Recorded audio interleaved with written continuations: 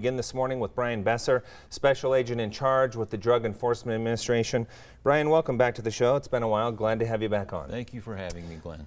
You and I were at lunch not too long ago, and you started talking to me about this really newer, troubling trend, and I thought, we need to get you on the show and talk about this. Vaping illicit drugs. Give us some background. What's going on here? Well, this seems to be the new hot button topic, right, in substance abuse right now. You know, I always tell people in a lot of my talks going around Utah that America has an insatiable appetite for drugs. If it's not one thing, it's another. We're right in the middle of the worst public health crisis in American history with the opioid epidemic. And to add insult to injury, now we have a lot of problems popping up on the electronic nicotine distribution systems, if you will, the ENDS or vaping, juuling. And we are seeing a lot of problems pop up with that. Okay, when we say illicit drugs, we're talking meth and what else that people are liquefying and now vaping? That's right. Just about any type of drug can be liquefied or vaporized. We're seeing locally here in vapes and Juul cartridges, we're seeing meth, we're seeing Flocka, which is a very, very popular and potent cathinone drug, which is caught on in South Florida. We're seeing that. We're seeing spice, and we're seeing an assorted amount of different opioids in the vape cartridges themselves, not to mention the vast majority of them are black market cartridges containing very concerning levels of THC. Yeah, I wanted to get into that because obviously if you're dealing with this type of an illicit drug, it is coming from the black market. And we're starting to see the health department come out with a lot of extreme lung disease that they are tying to vaping. And are we making a connection here between that and this illicit drug problem you were talking about? We are. You know, my office is working with the Utah Department of Health and several of our other treatment and prevention providers trying to take a look at what is going on here. We have seen an extreme uptick, a resurgence, if you will, of hospital and emergency room admissions connected to vaping and e-cigarettes. And a lot of this is revolving around of extreme cases of lung disease that are connected to vaping. So when we talk about the black market, we're talking dealers and cartels. Is that who's feeding this trend? I would say that's a safe statement. You know, the cartels are in it for the money. You know, we've seen a shift recently where they are moving away from conventional heroin production into synthetics like fentanyl, which concerns me when we get into the vaping and e-cigarette industry because it's another way, it's another route to administer these drugs. So, you know, through our intelligence and our investigations at the U.S. Drug Enforcement Administration, we are seeing a concerted effort by the cartels where they are actually manufacturing and filling these cartridges on the black market, funneling and smuggling them into the United States with very alarming concentrations of THC. And if I can, let me expound upon that. Sure. You know, the average marijuana joint on the street, maybe 4 to 8% on average amount of THC in a marijuana cigarette. These cartridges that are coming in are colorless, odorless, and they have a THC content of in between 60 to 90% pure drug in those cartridges. And kids are hitting them like wildfire.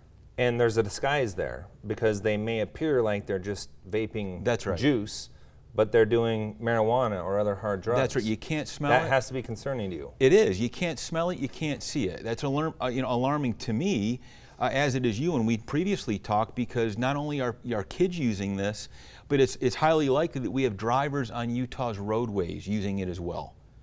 Fentanyl has been a big issue that you guys have been looking at. And we were talking before the show that if you start to see fentanyl get into the mix here with vaping, you're very worried about that. I am. That's going to be a deadly cocktail. Like I said, no drug that we're seeing come into these cartridges is obviously beneficial. The meth, the opioids, the cathinones like spice, extremely alarming. Once the cartels get into actually infusing these cartridges with fentanyl and fentanyl-related analogs, we're going to start seeing individuals die from this, just like we are with the counterfeit pill advent that we've seen in our culture. That's going to concern us. I've done a few stories with local school districts. Members of our congressional delegation are trying to take on this vaping epidemic that we're seeing at the school level with teens. Are we thinking that kids in school when they go out to vape are doing this with illicit drugs? I have to be careful how I answer this. I'll say that's unquestionable. We're in the schools. We have community outreach coordinators. We have agents that are in and out of the schools at times. And there's no secret right now. You can go into the social media chat forums. In fact, we had one individual state, you know, why are urinals in the vaping rooms? Yeah. Is what they're saying. I've actually heard that, and it sounds silly to us, but that's what's being talked about in our schools. That's right. The problem is voracious right now in the schools. Like I said, parents need to be astute to what's going on here because we can't always tell what is in these cartridges. Okay, I wanted to get to that point, a very important point, Brian. What should parents know? What should they be looking for? And if they come across this and see that that is what's going on with their children, what should they do about it? Well, again, like I alluded to before, a lot of these cartridges are colorless, they're odorless, they're small, easily to conceal. You know, the problem with vaping is obviously you have that ubiquitous large cloud of smoke, or the vapor that appears. I strongly caution parents that if you know that your kid is partaking in this, is vaping, using e-cigarettes, juuling, just don't treat that as a benign issue. Oh, it's just, you know, a flavored juice, it's water. You know, just about every single e-cigarette cartridge has some form of nicotine in it. That's the purpose of it. They're electronic nicotine delivery systems.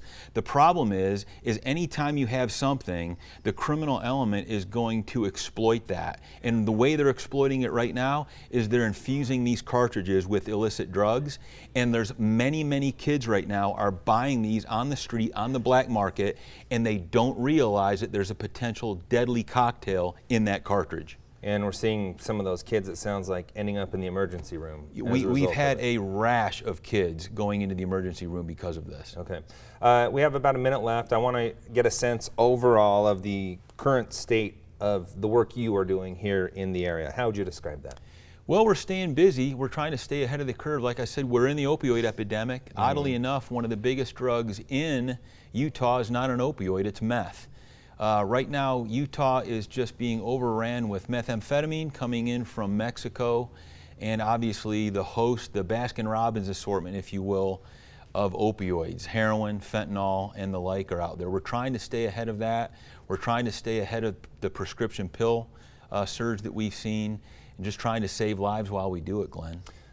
You are an integral part in Operation Rio Grande. You can't really get into specifics, I understand, but now that we're post-Operation Rio Grande, have you seen any improvement in the area? We have. We've seen a lot of improvement. Again, I give credit to our partners with the Utah Department of Public Safety. They've kept their foot on the gas. They've done a fantastic job out there trying to restore order to an area that was just overran with crime. And I think as long as we're diligent with that, we'll continue to see an improvement. But it's something that just, you have to keep your foot on the gas. Have you found, a lot of people have said that the problem is just kind of spread out. Have you found that with Operation Rio Grande? It does spread out a little bit. The problem is if we don't pay attention to it, when it does spread out, it will just continue to proliferate. We don't want to see Salt Lake City turn into like Seattle or San Francisco, the problems that they're having there. We don't want to see that. All right, Brian, great conversation, important information for parents. Thanks so much for being here. Thank you for having me. To dig deeper into the big stories of the week with the Inside Utah Politics panel, this week we have Crystal Young-Otterstrom with LDS Democrats and former Utah GOP Chair James Evans. Great to have both of you with us. Thanks for being here. Thanks for having us. Let's start with some big news we saw come out of Hill Air Force Base. $54 million being diverted that was earmarked for projects there now to the border wall. James, let's start with you. Your thoughts on that? Both of our senators speaking out against it, not happy about it. Yeah, I don't think any Utahn would be happy about that, anyone that supports the military. Unfortunately, if the Democrats didn't block the funding of the border wall in general, as well as fight against true immigration reform, we wouldn't be in this situation. The president has been consistent on his promise to find a way to put up a barrier to stop unregulated migration into the United States, and I support him on that effort. It's unfortunate he has to start pulling from government programs to make it happen instead of the Democrats coming together with Republicans and finding a reasonable solution. All right, Crystal, let's bring you in and your thoughts on that. It's a slap in the face of the men and women who serve our country and are willing to put their lives up for all of us. And, it's a campaign promise that he's violating, where we could be looking at compassionate immigration policies that keep families together, that bring them to a safe place, that keeps our country where our values are. And I absolutely agree with that. And it was President Obama that built the cages. Not one cage was built under President Trump. So I agree with you on the compassion for immigrants, whether they're here legally or not. Absolutely. Address that. Well, I think history is going to look badly on both of those presidents for that. I think it was a wrong decision then, and it's a wrong decision now. You mentioned it's a campaign promise to get the wall built that the president is following through on, but he also made a campaign promise that Mexico would pay for it. You say that's still a possibility, but for now, what we're seeing is that money is being diverted elsewhere to pay for the wall. Well, yes, there's still monies that have been appropriated, and constitutionally, the president can reallocate monies that have been appropriated for different purposes if he declares an emergency. So he's within his constitutional rights to do so. Again, I appeal to not only Republicans but Democrats to not play politics with immigration. Let's get this issue resolved. When Democrats were in control under President Obama, they did not address immigration. The last time it was seriously addressed was under President Bush. And so at the end of the day, both sides are playing politics, and that needs to stop. Is there middle ground that Democrats could seek that would include a border wall, you think? History doesn't look kindly on wall builders. And I think that that's something that both parties should be looking at as they consider their policies. I mean, when it comes down to who is coming here and who's not, we're making wrong decisions here. I mean, President Obama did too, President Trump did too, and it's time to make the right choices. Well, I think good fences make good neighbors, but that's just what I was taught. All right, let's move on to another topic. 2020 presidential campaign. Utah Policy Poll, running a poll comparing President Trump to some of the Democratic candidates, showing that he actually trails in Utah two of them. That would be Sanders and Booker, and then a statistical tie with Biden and Warren. Do you buy into that poll? No, that's rubbish. President Trump will win Utah again. To be fair, the article did point out, but still published the poll, that it was very unlikely. Your take on that? Well, the majority of Utah voters did not vote for Trump last time. They voted for someone else. The problem is they didn't get behind everybody else, and so he still got the majority of that 47% and gave him our electoral college votes. So is the poll rubbish? Maybe, but it's actually pretty close to what the actual numbers were. Talk about that. He didn't perform the way you would think a Republican would in the state of Utah. Why does he struggle here? Well, remember, we had another Republican candidate, in quotes, that was in the race. And yes, President Trump will struggle with Republicans as well as independents. But at the end of the day, when you compare President Trump to the Democrat alternative, I believe that President Trump will win again. Who do you see coming out of Utah as the Democratic nominee? Utah Democrats are going to vote for Elizabeth Warren. I think there is going to be, there's a strong Buttigieg contingency here. There's a strong Sanders contingency here. There is a smaller Biden contingency here. There's a semi-large Harris contingency here. But what I see, the vast majority are going to get behind Warren. Let's stick to political polling for a second. In the Salt Lake City mayoral race, not one that I'm aware of showed Aaron Mendenhall winning, with Luz Escamilla showing second. So when we take a look at some of the polls we've seen lately, what should we make of them? What purpose do they serve? Well, other than getting headlines, I don't think they serve, they still give an indication. And I think the pollsters are going to have to figure out a way to reach a more representative sample, because most people now use their cell phones, and it's just, they're just not getting an accurate sampling, and that's the problem. Your thoughts on some of the polls we've seen recently? I received most of those Salt Lake City polls on my cell phone, so I think pollers are figuring that out. The League of Women Voters did a ranked choice voting for the Salt Lake City election. They actually predicted Luz Escamilla and Aaron Mendenhall, and so somehow that figured it out when everyone else didn't. But Aaron's win in the primary election really demonstrates the strength of canvassing, the strength of getting on the ground. I mean, it's not the first upset we've seen in Salt Lake City mayoral politics, and it just shows, again, the strength of field. In that, oh, go ahead. I just want to say, but there are some other things that, like, you know, this is a Democrat race, so it's not like I got a dog in this fight per se, you know, between Luz and Aaron, but there have been some things that have stood out to me that are concerning. The one when, and I've heard this from more than one person, and Aaron was saying that you should not have a Mormon as a mayor. Aaron never said that. I know she has. Because have people online said that? Yes, and it's no, wrong. No, I've heard it 3 months ago. I've heard it from other people. But have you heard it directly from her? No. Well, of course I'm not going to hear it from her because she's not going to talk to me about being mayor. But my point simply is this. It's not so much that as it is that this has never been a news story. Had Aaron been a Republican and that was attributed to her, it would have been on every news channel, and that's part of that hypocrisy that as a Republican, I don't mind calling out. Well, again, it was not. Yeah, I want to give you some time to. I want to that. give you some time to respond to that. Yeah, I mean, I'm a Mormon voter, and I am absolutely disgusted when Salt Lake City voters make it about religion, and it's wrong, and it should never happen. We have no religious tests in this country, but it's totally wrong to put it on the Mendenhall campaign. And Senator Escamilla knows that as well. You know, it's coming from these extreme voters online who are totally bigoted, who have even said they would never support me if I ran for office because I'm Mormon. And it's stuff that the Democratic Party needs to get figured out if they ever want to be taken seriously in this state. Yes. You say you don't have a dog in the fight, but you are a Salt Lake City resident. Yes. You're a conservative.